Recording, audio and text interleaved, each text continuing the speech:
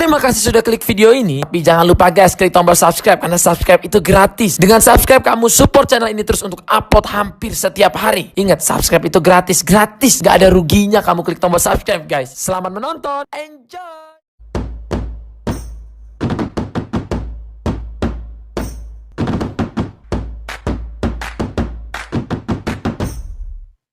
Somebody give me a 20 on my agent inside.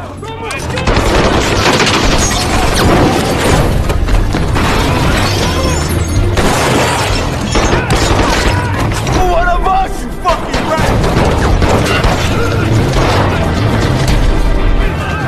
Please, move! He's on the gun! The fuck down! Put your fucking weapon down! Halo besti, bagaimana nih kabarnya? Semuanya pada sehat?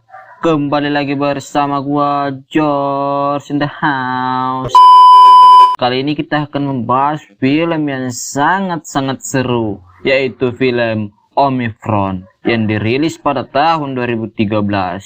Film ini mengisahkan tentang seorang pensiunan agen DEA sekaligus veteran perang Amerika Serikat yang tinggal bersama putrinya di kota kecil Leusina.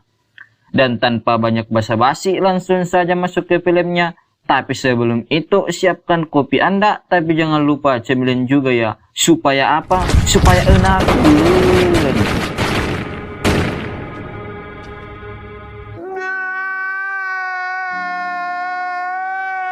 2,000 years later. Film diawali dengan memperlihatkan suasana sebuah kota besar saat malam hari. Lalu sekelompok geng motor terlihat mendatangi sebuah gudang yang mereka jadikan tempat penyulingan narkoba, di mana rencananya tersebut sebagai penyuling narkoba yang akan segera mengirimkan paket. Sayangnya, dia menyadari kalau ternyata salah satu dari anggotanya adalah seorang agen DEA mata-mata yang telah lama ditugaskan untuk membongkar sindikat kejahatan mereka. Selama ini dia bernama Broker atau yang lebih dikenal dengan panggilan Dalton. Ini orangnya. Sementara itu, sekelompok bersenjata lengkap nampak sudah bersiap dan mulai menyusun rencana untuk menyelamatkan Dalton, sekaligus untuk melumpuhkan targetnya, meski nyatanya aksi tersebut hanya memancing perlawanan super nekat dari kubu Nani.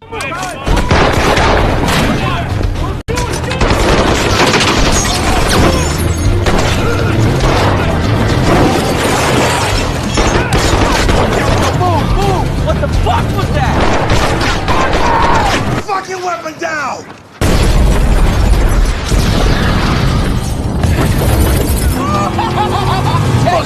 Kemudian di tengah situasi kacau pasca sebuah ledakan, Dani bersama anaknya masih sempat-sempatnya mencoba kabur dari sana. Beruntung Dalton langsung turun tangan dalam upaya pengejaran sehingga dengan cepat pelarian mereka pun akhirnya dapat dihentikan juga.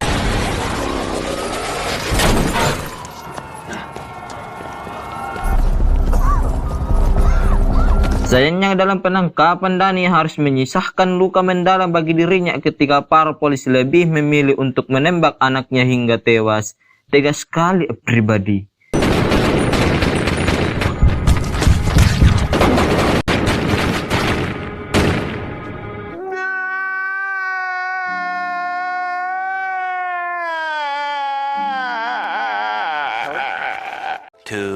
Years later. Singkat cerita, waktu 2 tahun pun berlalu. Kali ini cerita berfokus pada seorang gadis kecil bernama Medi. Ini wajahnya.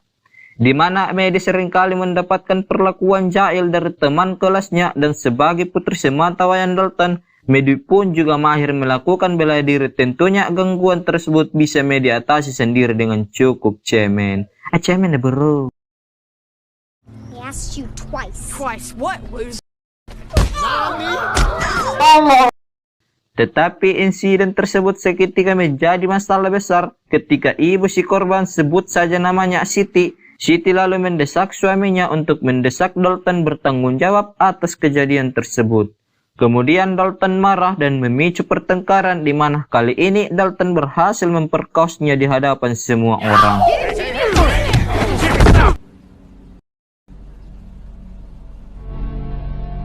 ia merasa keluarganya dipermalukan di hadapan banyak orang, Siti tak henti-hentinya memarahi suaminya yang dianggap terlalu cemen. Kemudian dia berpikir nekat untuk membereskan masalahnya tersebut dengan melibatkan seorang mafia yang tak lain adalah kakak kandungnya sendiri. Singkat cerita, malam pun tiba. Di depan sebuah rumah tua pinggir sungai, Siti langsung menemui mafia tersebut. Dia bernama Gacor, ini orangnya. Karena merasa kasihan pada keluarga saudarinya, Gacor pun mengatakan bersedia membantunya. Namun di sisi lain, si Gacor ini selalu memberi adiknya narkoba setiap kali meminta bantuan. Sementara itu, keluarga Dalton yang terlihat cukup menikmati suasana di kampung halaman mendiang istrinya. Perlu diketahui bahwa alasan Dalton memilih pergi meninggalkan alamat lamanya karena Dalton sangat khawatir kalau insiden penangkapan di EE pada 2 tahun yang lalu berdampak pada keselamatan putrinya. Rencananya dalam waktu dekat ini, Dalton akan merayakan acara ulang tahun untuk Maddie di mana dengan bantuan seorang psikiater cantik. Kemudian Dalton memastikan untuk segera menjalankan tersebut. Tapi sebelum itu, sebagai seorang ayah yang baik, Dalton lantas menemui Siti untuk meminta maaf atas insiden yang terjadi tempo hari. Namun di sisi lain, rupanya Gacor sudah mulai menyuruh anak buahnya untuk mencari informasi tentang Dalton. Tepatnya saat Dalton mengisi solar, muncullah beberapa preman yang semakin lama semakin rese. Dan terpaksa Dalton pun harus menghajar mereka di tempat itu.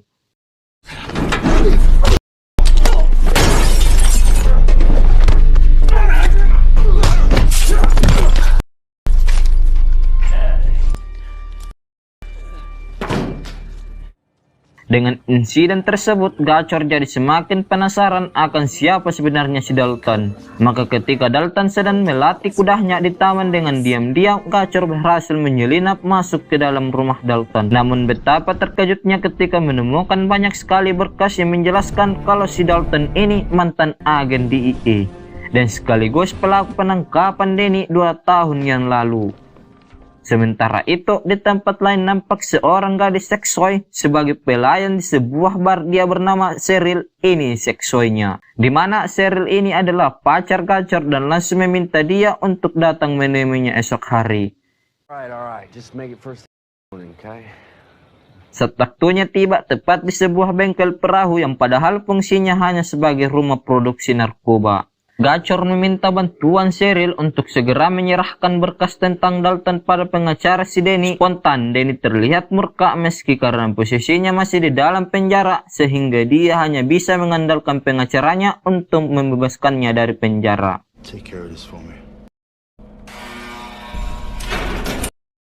Singkat cerita, sampailah pada acara ulang tahun Maddie, di mana keluarga Siti juga terlihat hadir di sana setelah sebelumnya Dalton meminta maaf dan memutuskan mengundang mereka untuk datang di acara tersebut.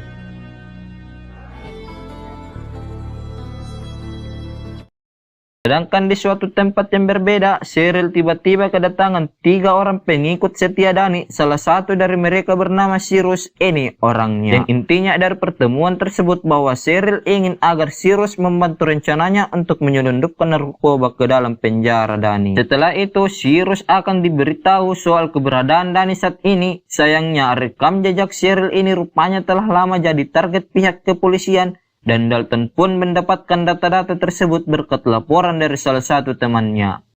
Hingga pada suatu pagi, Dalton dipertemukan dengan Cheryl termasuk si Gacor. Juga mereka diperingatkan agar tak melibatkan Maddie dalam permasalahan yang sedang mereka susun saat ini.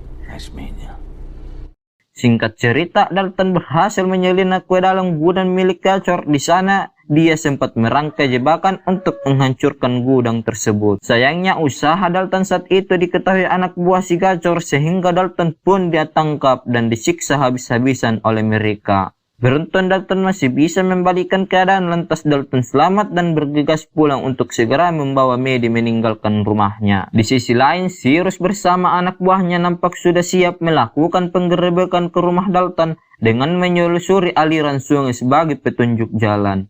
Akhirnya mereka pun sampai di tempat tujuan untuk melakukan aksinya. Sadar akan terjadi hal yang tidak diinginkan, Dalton pun mempersiapkan senjata yang sudah lama ia simpan dan menyuruh Maddie agar cepat-cepat mengemas barangnya. Namun nampaknya sudah terlambat karena pasukan Sirius sudah terlanjur mengepung rumahnya, bahkan teman Dalton telah tewas ditembak oleh mereka. Tega sekali everybody.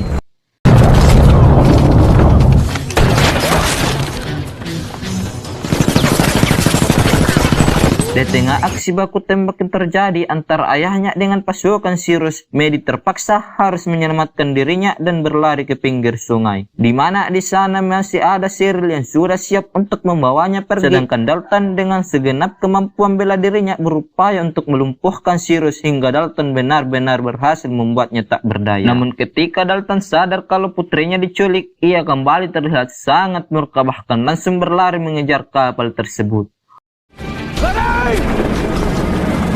Usai menangani masalah komplotan gacor, kini Dalton kembali difokuskan untuk membebaskan putrinya. Sementara itu, untungnya Maddie berhasil menghubungi nomor darurat kepolisian, di mana Cheryl mengizinkan Dalton mengangkat panggilan tersebut sehingga didapatlah informasi bahwa putrinya telah dibawa ke suatu tempat. Dalton yakin kalau tempat tersebut adalah gudang milik gacor. Sementara itu, gacor sendiri tak mengerti dengan maksud Cheryl yang membawa Maddie ke gudangnya. Sebab dia menganggap dengan adanya orang asing di sana hanya akan membongkar aktivitas kejahatan saja. Maka spontan gacor marah dan terpaksa membunuh Maddie untuk menghilangkan jejaknya. Why did you bring the kid here? What the fuck you bring her here? Ketika perdebatan panas antara kedua orang ini berlangsung, datanglah Siti bersama suaminya terkait aksi penembakan yang baru saja terjadi di rumah Dalton. Dan kabar hilangnya Maddie, mereka mengira kalau gacor terlibat pada aksi tersebut. Kemudian gacor membantahnya, lalu terdengarlah suara Maddie dari dalam gudang tersebut. Penasaran, Siti lalu memastikan, dan ketika ia menyalakan saklar lampu, tiba-tiba ban peledak yang telah Dalton rangkai tadi siang akhirnya meletus juga. Gacor pun marah dan seketika ingin membunuh Maddie, meski tanpa gacor sadari ternyata kalau ia menembak adiknya sendiri. Sakit sekali everybody. Selang beberapa detik setelah gacor memutuskan untuk kabur sambil menculik Maddie, Dalton akhirnya tiba-tiba di tempat tersebut dengan memakai mobil polisi. Maka aksi kejar-kejaran mereka berdua pun tak terelakkan lagi.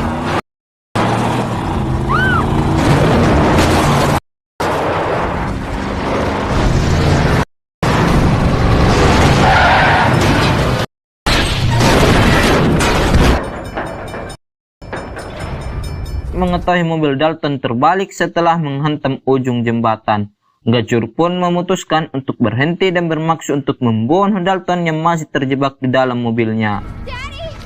Takut hal itu benar-benar terjadi, Maddie sambil menangis berteriak memohon agar gacor tidak melakukannya. Namun tiba-tiba Dalton berhasil bangkit dan menghajar gacor dengan beberapa pukulan hebat yang membuat dirinya auto puyeng. Dengan kondisi tubuhnya tak berdaya, Dalton ingin sekali membunuh gacor, akan tetapi karena posisi itu berlangsung tepat di hadapan mata Maddie, maka dengan terpaksa Dalton pun membatalkan keinginannya tersebut demi putrinya dan memilih untuk membiarkan gacor tetap hidup. Di sisi lain nampak terlihat Siti yang sedang dalam penanganan medis karena luka tembak di perutnya sangatlah tragis. Sementara Cheryl akhirnya dibekuk polisi untuk diadili. Dan di akhir cerita kita diperlihatkan oleh sosok Danny yang datang untuk menghadapi pembusuk, di mana ternyata yang menghampirinya saat itu adalah Dalton, kawan lamanya. Tamat film yang sangat-sangat mendaltorkan. Pesan yang kita bisa ambil dari film Homefront adalah jadilah seperti Dalton yang rela mati-matian menjaga anaknya untuk tetap hidup. Sebesar itukah kasih sayang ayah.